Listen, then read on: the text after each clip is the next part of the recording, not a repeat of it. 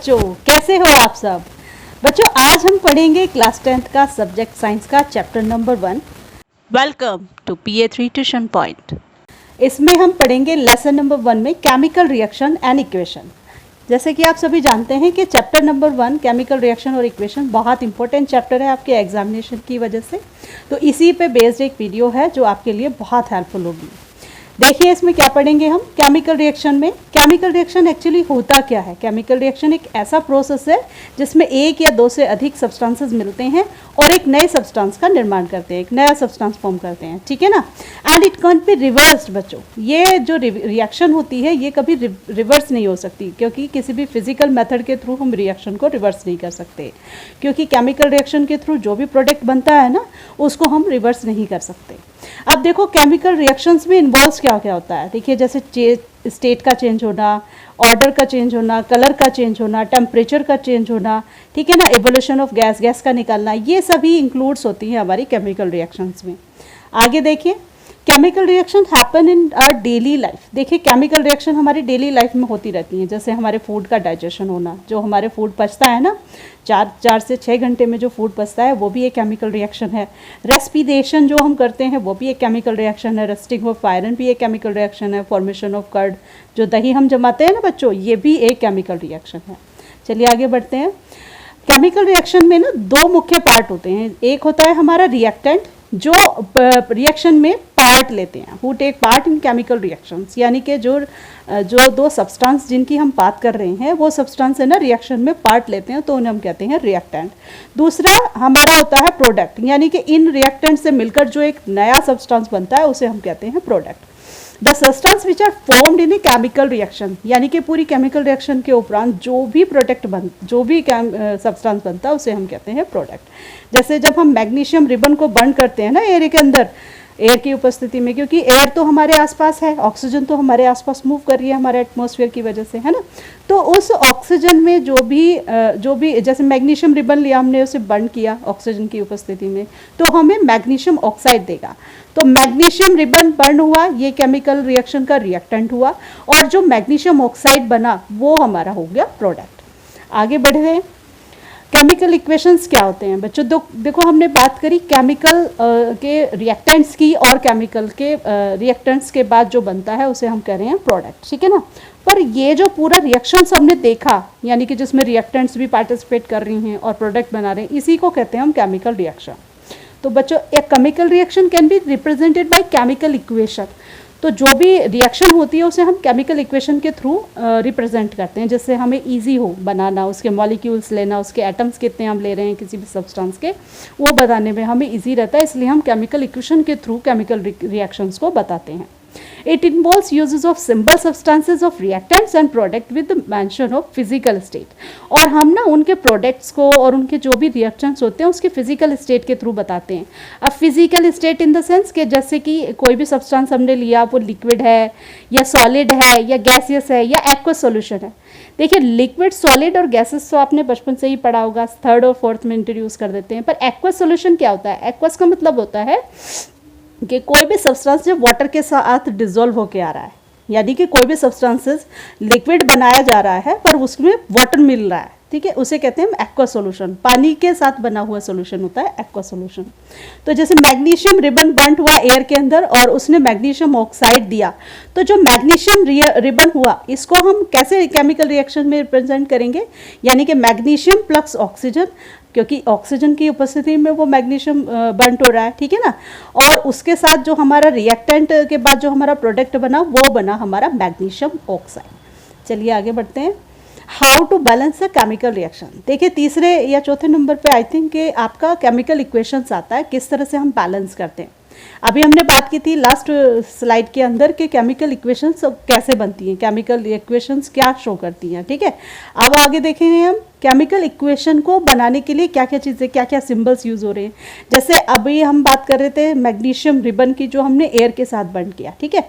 अभी हम बात कर रहे हैं फेरिक आयरन की, जो आयरन जो हमारा H2O के साथ इन्वॉल्व हो रहा है। देखो तो यहाँ पर ये आयरन है, आयरन को हमने सिंबल के फॉर्म में लिया है। ये हमने हाइड्रोजन मतलब जो वाटर लिया है, ये वाटर के मॉलिक्यूल्स के साथ लिया है, ठीक है। तो हमारा आयरन वाटर के साथ इन्वॉल्व हो रहा है, तो ये आयरन और ये वाटर ये हमारा इस केमिकल रिएक्शन के लिए रिएक्टेंट का काम कर रहा है, तो ये हमारा क्या है, रिएक्टेंट है। अब इस एरो के बाद जब हम जो भी प्रोडक्ट बनाते हैं, जो भी मतलब सब्सटेंस बन रहे हैं, उनको हम कह रहे हैं प्रोडक्ट। ठीक है, ये हमारा Fe3O4 और H2 जो गैस यहाँ पर निकल रही है, ये क्या है, हमारा प्रोडक्ट बन रहा है। ठीक है ना, ये प्रोडक्ट है। तो गैस के लिए हमारे एरो का सिंबल लगा रहता है और इसे हम इस तरह से ऊपर की तरफ करके एरो को शो करते हैं, जो हमें दिखा रहा है कि ये जो हाइड्रोजन है ये एक गैस है। ठीक है ना, तो यहाँ पे आयरन ने वाटर के साथ रिएक्शन की और बनाया फेरिक ऑक्साइड और बनाया हाइड्रोजन गैस। ठीक है ना, अब देखो यहाँ पर हमारी कंडीशंस क्या होती हैं कि जो भी रिएक्टेंट हम ले रहे हैं, जितना भी रिएक्टेंट जिस भी क्वांटिटी में जितने भी एटम्स के साथ यहाँ पर आ रहा है, उतने ही एटम्स के साथ हमारे सब्सटेंस प्रोडक्ट में भी होना चाहिए। ये हमारी कंडीशन है, ये हमने 9th में पढ़ा था, law of conservation of mass. ठीक है ना, law of conservation of mass के अनुसार क्या होता है कि जितने भी हमने आयरन के एटम्स लिए यहाँ पर इन दिस रिएक्टेंट, है ना, इन दिस रिएक्शन, जो रिएक्टेंट हमने लिया है आयरन, तो इसके जितने एटम्स यहाँ पर प्लेस कर रहे हैं, उतने ही हमारे रिएक्शन के बाद, रिएक्शन के उपरांत जो हमारा ये प्रोडक्ट बना, इसमें होना चाहिए। अब देखिए जरा, यहाँ पर तो ये 3 मॉलिक्यूल दिखा रहा है, यहाँ पर कितने मॉलिक्यूल हैं हमारे आयरन के, 3 हैं, जबकि यहाँ पर जो हमने ये रिएक्टेंट ले रखा है, यहाँ पर तो केवल एक ही है। तो ये इसको बैलेंस करना जरूरी है, इसी को हम बैलेंस करेंगे। कैसे बैलेंस करेंगे, क्योंकि यहाँ पर 3 है तो ऑब्वियसली हमें यहाँ पर 3 प्लेस करना पड़ेगा। ठीक है, 3 प्लेस करना पड़ेगा। अब हमारे पास देखिए जरा, ये तो हमारा आयरन तो हो गया बिल्कुल पूरी तरह से सही, क्योंकि यहाँ बैलेंस हो गया, यहाँ 3Fe है तो यहाँ पर भी हमारा Fe3 आ रहा है। ठीक है, अब बात करेंगे हम वाटर मॉलिक्यूल्स की। जो हमारा वाटर का ये मॉलिक्यूल है, उसमें H2 है, H2 मॉलिक्यूल्स हैं। यहाँ पर देखिए जरा, H2 है, यानी कि ये भी हमारा सही है, ये भी बैलेंस है। पर बात करनी ऑक्सीजन की, यहाँ पर ऑक्सीजन जो है ना, सिंगल मॉलिक्यूल के फॉर्म में आ रहा है, सिंगल है ना, यहाँ पर कोई भी एटम यहाँ पर शो नहीं कर रहा है ऑक्सीजन का, जबकि यहाँ पर जो आप प्रोडक्ट में देख पा रहे हैं, यहाँ ऑक्सीजन के 4 मॉलिक्यूल्स हैं। इसका मतलब हमें क्या करना पड़ेगा, अब यहाँ पर हमें 4 से, क्योंकि यहाँ बीच में तो कहीं भी हम 4 नहीं एडजस्ट कर सकते हैं ना, क्योंकि वाटर का मॉलिक्यूल है, तो हम इसके स्टार्टिंग में 4 से इसकी मल्टीप्लाई करेंगे। अब देखो जरा, हमारा 3, ये आयरन तो पूरा हो गया था, Fe3 हो रहा है। ठीक है ना, यहाँ हाइड्रोजन के आगे जो हमने ये वाटर मॉलिक्यूल के आगे जो ये 4 लगाया, 4 से मल्टीप्लाई करा, तो इसका मतलब ये है, ये 4 का इस H2 से भी मल्टीप्लाई हो रहा है और इस ऑक्सीजन से भी मल्टीप्लाई हो रहा है। अब यहाँ हमारा देखो 4H2 हो गया। ठीक है, 4H2 का मतलब हो गया कि हमारे 8 मॉलिक्यूल हो गए हाइड्रोजन के। यहाँ पे तो 4 ये ऑक्सीजन के लिए है, तो यहाँ ऑक्सीजन तो पूरी तरह से सही हो गया, बैलेंस हो गया। पर यहाँ पर फिर गड़बड़ हो गई कि हमारा हाइड्रोजन के केवल 2 लिखे हैं। तो बच्चों, इसे कंप्लीट करने के लिए हम यहाँ पर भी 4 से मल्टीप्लाई कर देंगे, जिससे हमारा क्या हो जाएगा, 3Fe plus 4H2O is equal to Fe3O4 plus 4H2, है ना। तो देखो, यहाँ पर आयरन के 3 मॉलिक्यूल्स, 3 एटम हमने लिए थे और यहाँ पर 3 मॉलिक्यूल्स आयरन के बन रहे हैं। ठीक है, यहाँ पर हमने 4H2O लिया था, तो यहाँ पर ऑक्सीजन के 4 यहाँ शो कर रहा है और यहाँ H2 4 मॉलिक्यूल्स के साथ बाहर निकल रहा है, 4 एटम्स के साथ बाहर निकल रहा है। ठीक है, तो यही हमारी होगी केमिकल रिएक्शंस। ठीक है, अब ये हमें सॉलिड्स में लेना है, लिक्विड्स में लेना है, गैस और एक्वस सॉल्यूशन, ये हमारे क्या है, ये फिजिकल स्टेट को शो करते हैं। जैसे आयरन हमने लिया सॉलिड स्टेट में, आयरन को हम ले रहे हैं सॉलिड स्टेट के अंदर। ठीक है, और जो हमारा वाटर है, ऑब्वियसली वाटर लिक्विड स्टेट में जाएगा। ठीक है ना, तो वाटर को हमने लिया लिक्विड के स्टेट में। अब यहाँ पर जो ये है, ये भी सॉलिड स्टेट में बनेगा, फेरिक ऑक्साइड ये हमारा सॉलिड स्टेट के अंदर बनेगा। ठीक है ना, और यहाँ पर जो हाइड्रोजन गैस रिलीज हो रही है, ये हमारा गैसेस स्टेट में जाएगा। तो इस तरह से ये फिजिकल जो इसकी क्वांटिटी है, ये यहाँ पर शो हो रही है, जिससे हमें पता लग रहा है कि जितने हमने रिएक्टेंट्स लिए इस केमिकल इक्वेशन में, उतना ही हमारा प्रोडक्ट भी बना। ठीक है ना, तो why do we need to balance a chemical equation, हम ऐसा क्यों करते हैं, बैलेंस क्यों करते हैं। देखो, बैलेंस करने का मतलब ये है, क्योंकि हमने पहले ही एक लॉ को पढ़ा है, जो मैं पहले बात कर रही थी, law of conservation of mass, जिसके अनुसार क्या होता है, matter can neither be create और नॉट डेस्ट्रॉयड। ठीक है ना, तो ना तो मैटर को हम बना सकते हैं, ना तो क्रिएट कर सकते हैं, और ना ही उसे हम डिस्ट्रॉय कर सकते हैं किसी भी केमिकल रिएक्शन के लिए। ठीक है, तो कोई भी केमिकल रिएक्शन अगर हो रही है, तो उसमें जितने हमारे पास रिएक्टेंट होंगे, उतना ही हमारा प्रोडक्ट बनेगा। ठीक है, So number of elements involved in chemical reaction should remain same at reactant and product side. तो जितना भी हमारा reactant होगा उतना ही हमारा number of atoms और molecules product side में भी होगा. चलिए आगे बढ़ते हैं. अब देखते हैं केमिकल रिएक्शंस जो अभी हमने देखी और जो बैलेंस करनी हमने सीखी. एक्चुअली ये केमिकल रिएक्शंस और इक्वेशंस होती कितने तरह की हैं. तो देखिए आगे चलते हैं हम टाइप्स ऑफ केमिकल रिएक्शंस पे. तो सबसे पहली जो केमिकल रिएक्शन है वो है हमारी कॉम्बिनेशन रिएक्शन. तो कॉम्बिनेशन का मतलब है कंबाइंड होना. कॉम्बिनेशन या जैसे नाम से ही आपको पता लग रहा है, कॉम्बिनेशन मतलब कंबाइन होना. The reaction in which two और मोर, क्या हो रहा है इसमें, टू और मोर रिएक्टेंट कंबाइन, यानी कि दो या दो से ज्यादा रिएक्टेंट कंबाइंड हो रहे हैं और एक सिंगल प्रोडक्ट बना रहे हैं. क्या बना रहे हैं, एक सिंगल प्रोडक्ट बना रहे हैं. इसका मतलब जो हम रिएक्टेंट की बात कर रहे हैं उसमें दो सब्सटेंस होंगे या दो से ज्यादा होंगे और वो दोनों कंबाइन होकर के एक सिंगल रिएक्टेंट को बना रहे हैं. जैसे ए बी के साथ रिएक्ट करा और उसने बनाया ए बी, ठीक है ना, ए बी. तो यहाँ पर कंबाइन होना एक कॉम्बिनेशन रिएक्शन को शो कर रहा है. देख लेते हैं एग्जांपल्स में. बर्निंग ऑफ कॉयल, जब कॉयल को हम बर्न करते हैं, देखो कार्बन हमारे पास जो है, जो हमारा कार्बन है वो हमारा यहाँ पर सॉलिड फॉर्म में, तो इसी तरह से हम रिप्रेजेंट करते हैं इसकी फिजिकल स्टेट, यानी कि कार्बन हमारा सॉलिड फॉर्म में हो गया, ऑक्सीजन हमारा गैसेस फॉर्म में हो गया. जब ये दोनों कंबाइन हुए, दोनों रिएक्टेंट कंबाइन हुए तो उन्होंने बना दिया कार्बन डाइऑक्साइड गैस. ठीक है, यहाँ पे हमने प्रोडक्ट में शो किया कि ये गैसियस मॉलिक्यूल बना, यहाँ पर एक मॉलिक्यूल बना कार्बन डाइऑक्साइड का. ठीक है, आगे नेक्स्ट एग्जांपल देख लेते हैं. Formation of water. वाटर कैसे फॉर्म हो रहा है. देखिए हमने हाइड्रोजन को लिया गैसेस फॉर्म में, यहाँ पे फिजिकल प्रॉपर्टी शो हो रही है इसकी, और ऑक्सीजन भी गैसेस फॉर्म में. दोनों गैसेस मिली, ये दोनों क्या है, रिएक्टेंट है हमारे इसके, इस केमिकल इक्वेशन के ये दोनों रिएक्टेंट हैं, गैसेस फॉर्म में है और इससे दोनों से मिलकर के बना वाटर का एक मॉलिक्यूल और ये बना हमारा लिक्विड में. ठीक है, आगे बढ़ते हैं. नेक्स्ट हम पढ़ेंगे डिकम्पोजिशन रिएक्शन. देखो डिकम्पोजिशन क्या होता है. In this reaction a compound splits into two और more substances is called decomposition reaction. देखो पहले तो जब कंबाइन हो रही थी रिएक्शन, है ना, जब रिएक्टेंट कंबाइन हो रहे थे तो वो दोनों मिल करके, दो या तीन रिएक्टेंट मिल करके एक सिंगल कंपाउंड दे रहे थे आपको, है ना, तो एक सिंगल प्रोडक्ट दे रहे थे.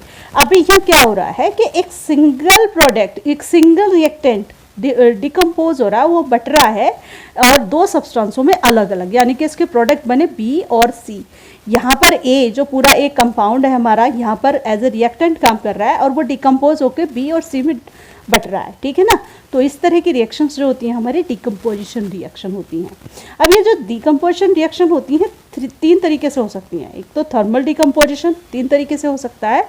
थर्मल डिकम्पोजिशन, इलेक्ट्रोलाइटिक डिकम्पोजिशन और फोटोलाइसिस डिकम्पोजिशन. ये तीन तरह से हमारी डिकम्पोजिशन रिएक्शन हो सकती है. चलिए इनके बारे में भी एक एक करके बात कर लेते हैं.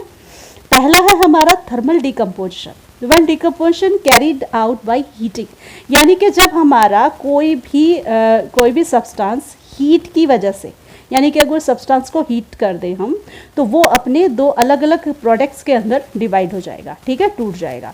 यहाँ पे मैंने कैल्शियम कार्बोनेट लिया है जिसका फॉर्म जो था सॉलिड था और जब मैंने उसको हीटिंग इफेक्ट करा तो ये हमारा कैल्शियम ऑक्साइड में, यानी कि जो सॉलिड फॉर्म में है, और कार्बन डाइऑक्साइड गैस के अंदर टूट गया. ये डिकम्पोज हो गया दो भागों में. ठीक है, तो ये था हमारा थर्मल डिकम्पोजिशन. आगे पढ़ते हैं इलेक्ट्रोलाइटिक डिकम्पोजिशन क्या होता है. When decomposition is carried out by passing electricity, देखो ये तो था हीट से, ये जो कैल्शियम कार्बोनेट हमारा डिकम्पोज हुआ हीट की वजह से हुआ, और जो ये दूसरा जो हम बात कर रहे हैं इलेक्ट्रोलाइटिक, ये होता है इलेक्ट्रिक करंट की वजह से.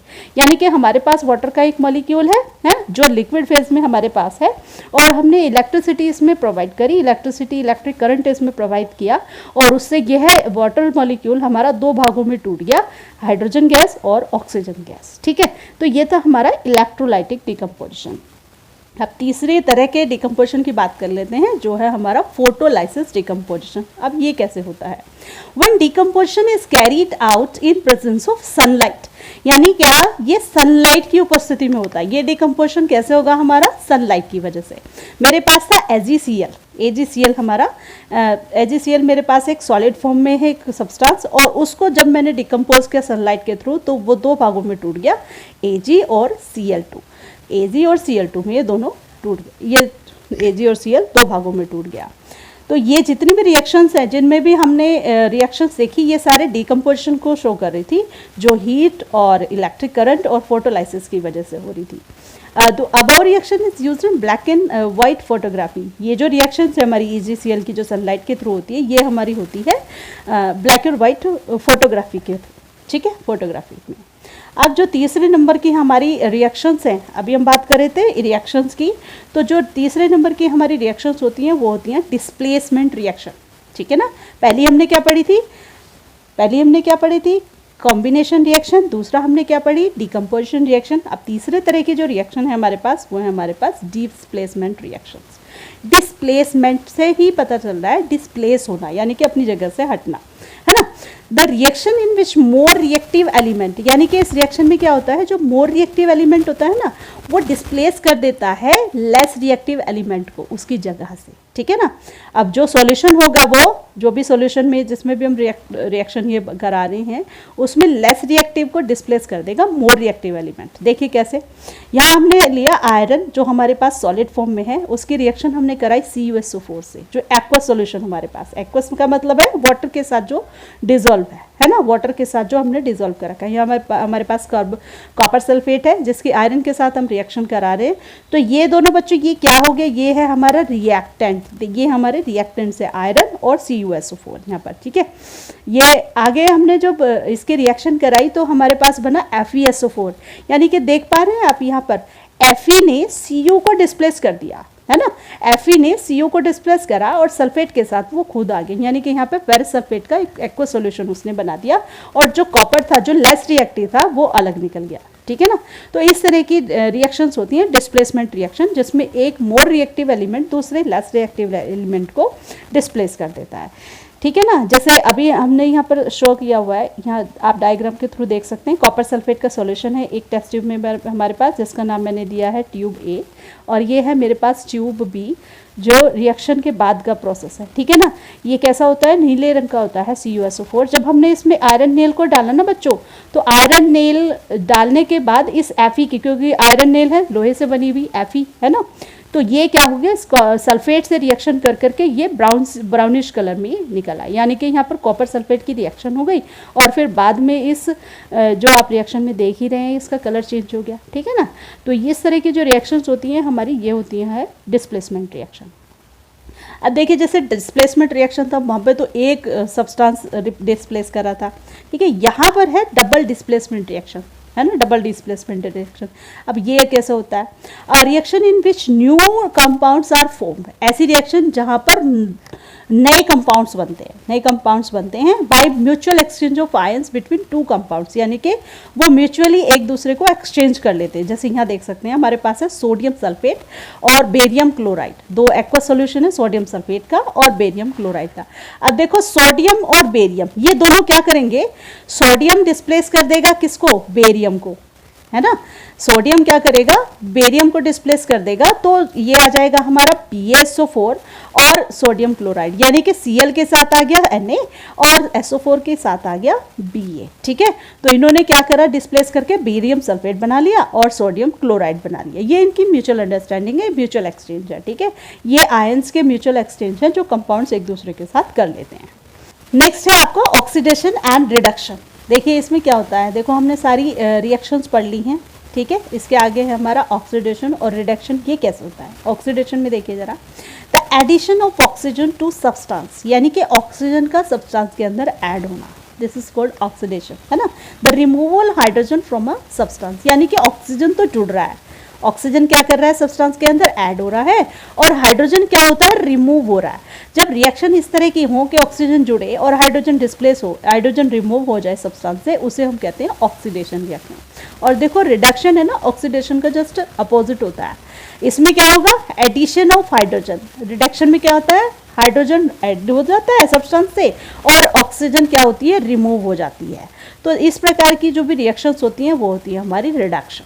ऑक्सीडेशन में क्या होगा, ऑक्सीजन ऐड होगी और हाइड्रोजन रिमूव होगा, और रिडक्शन में क्या होगा, हाइड्रोजन ऐड होगी और ऑक्सीजन रिमूव होगा सब्सटेंस से, है ना।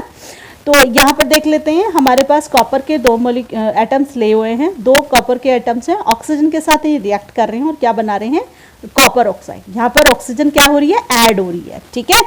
अब यहाँ देख लेते हैं यहाँ पर क्या हो रही है, CuO प्लस H2, यानी कि यहाँ पर कॉपर ऑक्साइड के साथ हाइड्रोजन रिएक्ट कर रही है और Cu और H2O बना रही है, ठीक है ना।